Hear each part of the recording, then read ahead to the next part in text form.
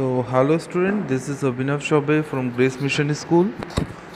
Today we are going to continue of class 8 social study subject chapter number 6 जिसका name है lithosphere and land reforms.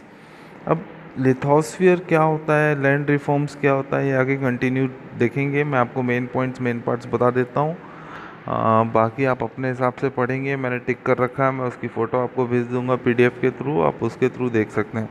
तो let's begin with chapter number 6। तो यहाँ पे लिखा हुआ है the origin of earth date backs to 400 billion years and since then many changes have occurred. About 29% of the Earth is surrounded by lithosphere, while 71% by hydrosphere, and both are surrounded by the cover of air. Thus, main spheres of the Earth are lithosphere, hydrosphere, and atmosphere. The lithosphere is an important part of Earth. मैं हिंदी में बता देता हूँ। यहाँ पे यह लिखा है जो अर्थ है उसका ओरिजिन आज से करीब 400 बिलियन ईयर्स पहले हो चुका है ना। और उसके बाद से आप अपने अर्थ में, अपनी ज़मीन में, अपनी पृथ्वी में बहुत सारे चेंजेस हो चुके हैं। आप सबको पता है 29% अर्थ में क्या है, लैंड एरिया है, और 71% क्या है, वाटर एरिया है। तो जो लैंड एरिया है जिसमें हम लोग रहते हैं, हाँ, जिसमें बोलना चाहिए आपके फॉरेस्ट हैं, ह्यूमन पीपल्स हैं, लैंड्स हैं, बिल्डिंग्स हैं, ये सब इसको हम बोलते हैं लिथोस्फीयर। मतलब जो 29% एरिया है वो लिथोस्फीयर है, और जो बाकी बचा 71% एरिया है दैट इज़ कॉल्ड हाइड्रोस्फीयर। अब हाइड्रोस्फीयर क्या, हाइड्रोस्फीयर मीन्स वाटर। वाटर से जितना एरिया कवर है वो हाइड्रोस्फीयर हो गया, जितना लैंड एरिया है वो लिथोस्फीयर हो गया। और एक और कंडीशन है एटमॉस्फेयर। तो एटमॉस्फेयर क्या होता है, एटमॉस्फेयर मतलब जो हमारे एटमॉस्फेयर पे गैसेस हैं, ऑक्सीजन हैं, कार्बन डाइऑक्साइड, मतलब हमारे एटमॉस्फेयर को ही हम एटमॉस्फेयर बोलते हैं। ओके, तो अर्थ के मेन स्फीयर हैं लिथोस्फीयर, हाइड्रोस्फीयर एंड एटमॉस्फेयर। फिर इसके बाद यहाँ पे लिखा है the outer crust of the earth where people live is called lithosphere. बहुत इंपॉर्टेंट पार्ट है, एक बार वापस से बोल रहा हूँ। अर्थ का जो आउटर क्रस्ट है, बाहरी हिस्सा अर्थ का जहाँ पे लोग रहते हैं, उसको हम लिथोस्फीयर बोलते हैं। Changes continue to take place on surface of Earth. There are two types of changes which are seen on the Earth surface. First is sudden change and second is slow change. आपको पता है अर्थ में हमेशा से changes होते जाते हैं। अब चेंजेस कैसे, वो आगे मैं बताऊंगा आपको। चेंजेस दो टाइप के होते हैं, एक सडन चेंजेस और स्लो चेंजेस।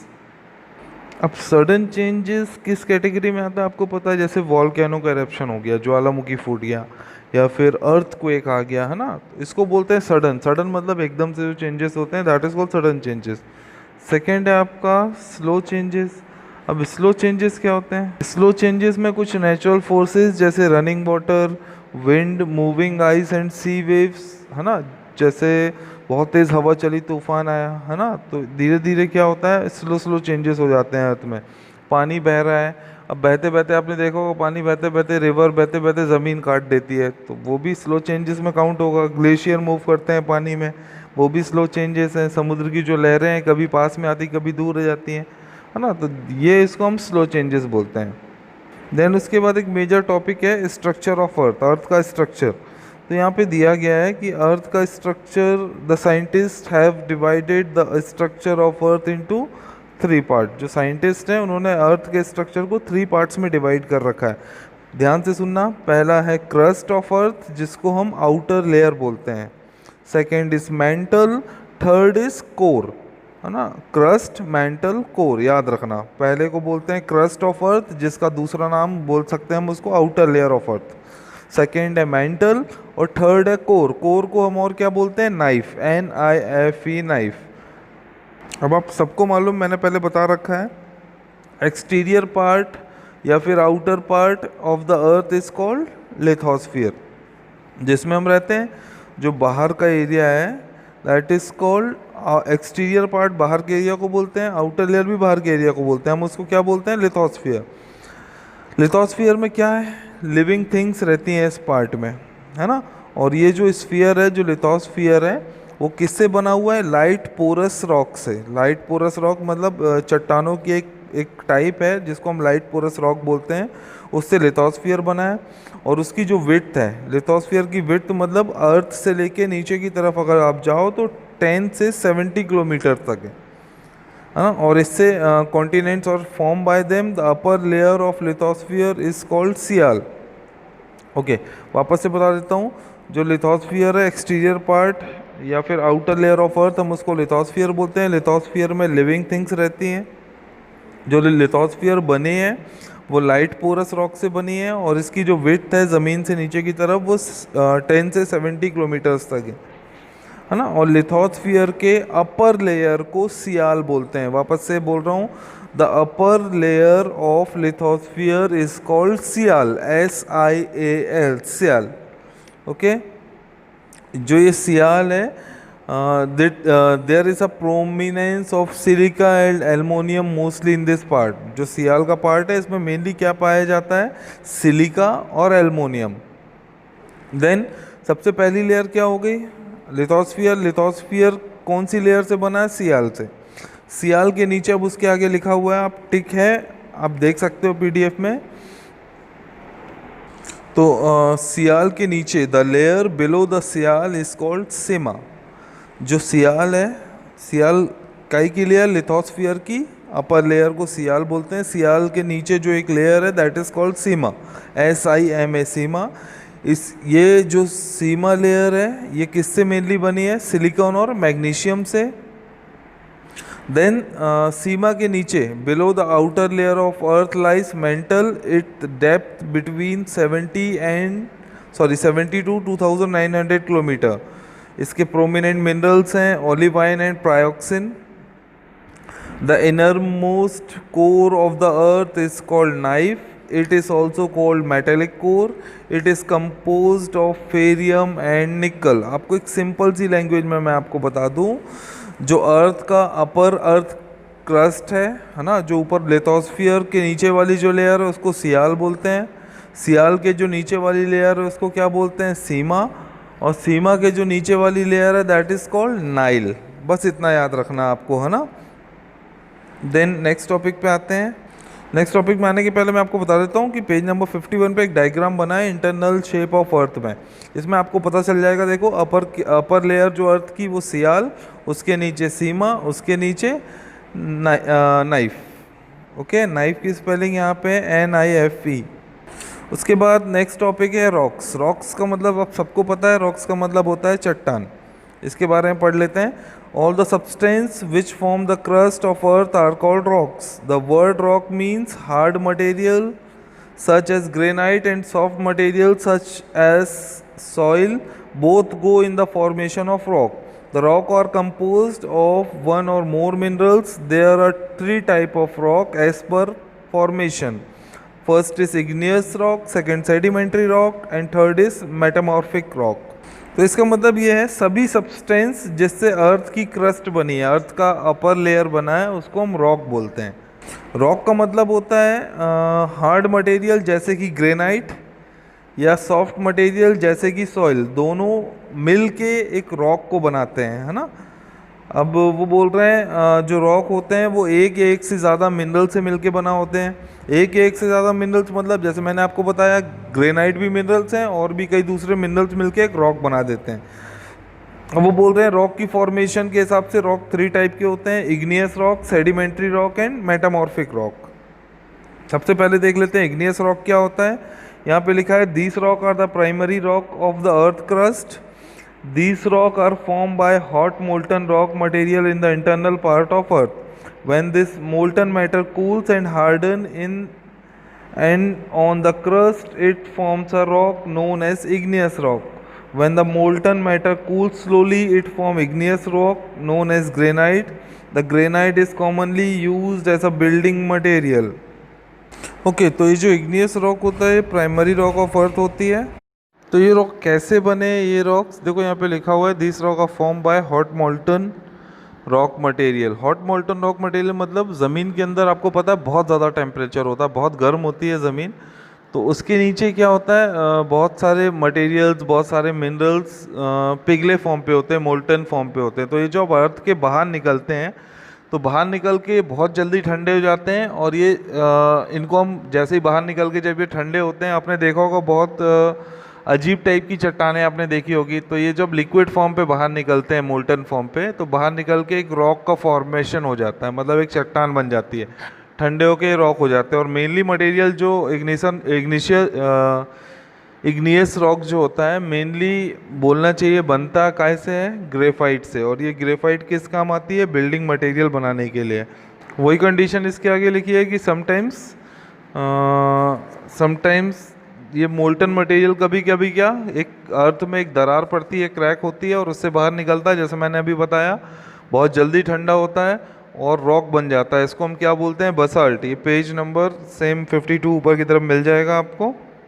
नेक्स्ट टॉपिक है सेडिमेंट्री रॉक्स। सेडिमेंट्री रॉक्स के बारे में लिखा है, the Peebles tiny pieces of stone fossils which are being carried by water, air and snow are stored in the layer of land or under sea bottom. Such assembled substances are called sediments. अब sedimentary rocks क्या होती है, यहाँ पे लिखा देखो, छोटे छोटे कंकड़, पीबल्स को हम कंकड़ बोलते हैं। देन छोटे पीसेस ऑफ स्टोन, फॉसिल्स, छोटे पीसेस ऑफ स्टोन्स आप सबको मालूम है। फॉसिल्स में क्या आते हैं, पेड़ आते हैं, पौधे आते हैं, पत्ती आती हैं, इंसेक्ट्स आते हैं, कीड़े आते हैं, कैटल्स आते हैं, मतलब ये सब जो फॉसिल्स जिंदा चीज़ें जो मर जाती हैं, इनको हम फॉसिल्स बोलते हैं, है ना। ये जब लैंड पे पड़ी हुई होती हैं तो हवा से उड़ती हैं, या फिर पानी गिरता है, बारिश होती है, बारिश से भी चली जाती हैं बह के, या बर्फ़ के साथ बह के चली जाती हैं। और जब ये बह के जाती हैं तो कोई एक जगह स्टोर्ड हो जाती हैं, है ना, कोई एक जगह रुक जाती हैं। और जब ये स्टोर होती हैं तो कुछ समय के बाद क्या होता है, ये एक सेडिमेंट्री रॉक्स के फॉर्मेशन में आ जाती है। थर्ड है मेटामॉर्फिक रॉक्स।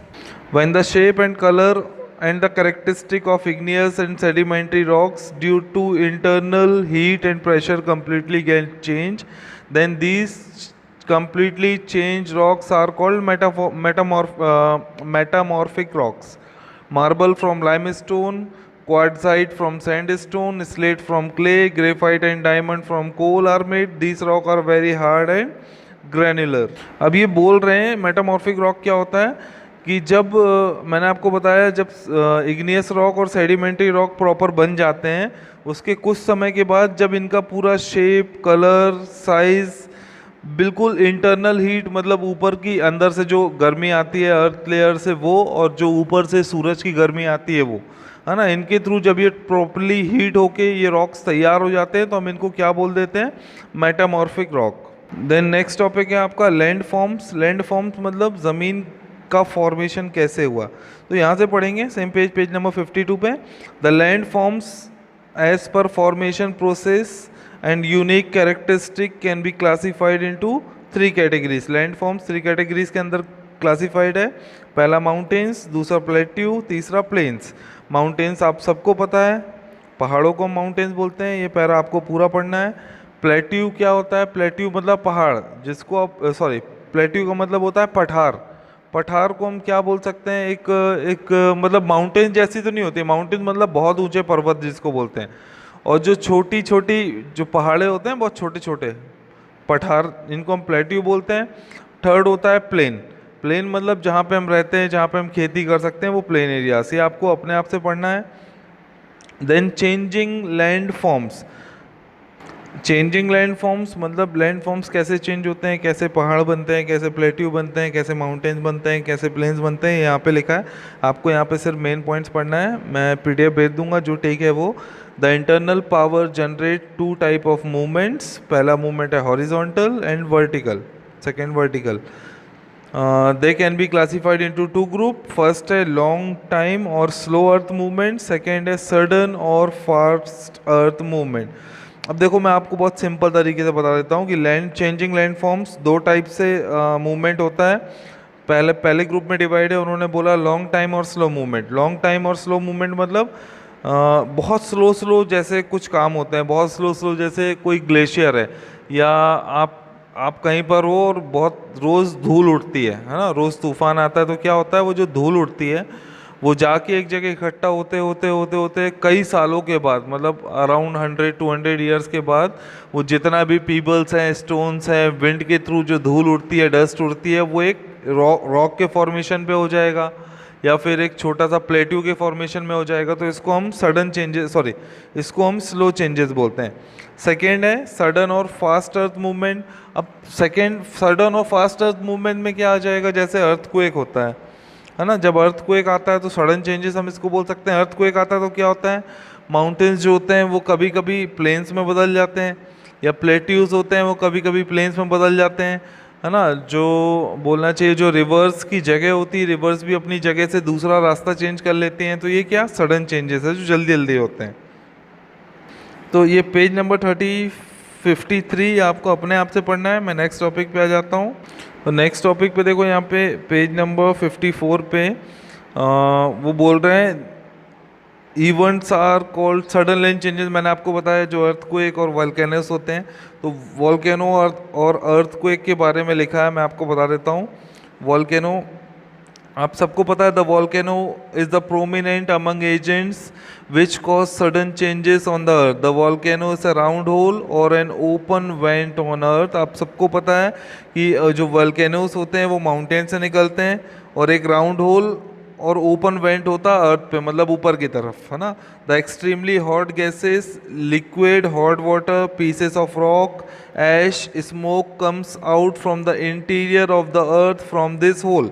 और जो ऊपर की तरफ माउंटेन में होल होता है, उसमें उसके अंदर से बाहर क्या क्या आता है, हॉट गैसेस, बहुत गर्म गैसेस होती हैं, लिक्विड गर्म पानी, रॉक्स के पीसेस, राख जिसको हम ऐश बोलते हैं, स्मोक्स मतलब धुआं, ये सब उसी होल से बाहर आता है। The hole from which the substance come out is called volcano mouth और क्रिएटर। और जिस होल से ये सब बाहर आते हैं इसको हम क्या बोलते हैं, वोल्केनो का माउथ या फिर क्रेटर। और ये पूरी एक्टिविटी को क्या बोलते हैं, वोल्केनो इरप्शन।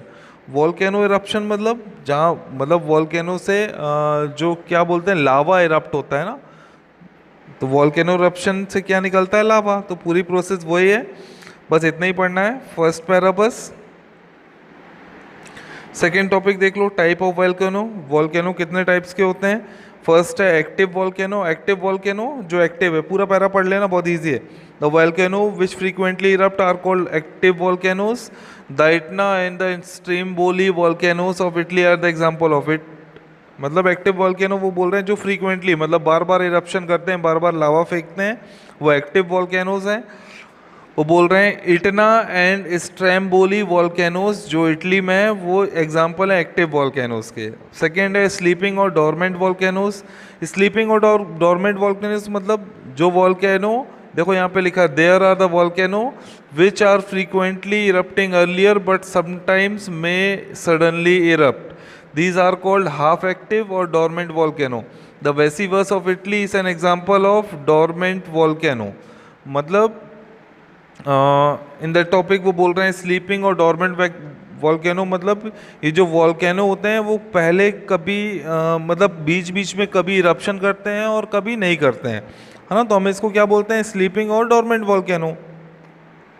अब यहाँ पे लिखा है कि वेसिवियस, इटली में एक जगह है वेसिवियस, ये एग्जाम्पल है डॉर्मेंट वॉल्केनो का। नेक्स्ट टॉपिक है डेड और एक्सटिंक्ट वॉल्केनो। डेड और एक्सटिंक्ट वॉल्केनो मतलब a volcano which is neither active nor dormant and which has not erupted for a long time and there is no chance of eruption is called dead or extinct volcano.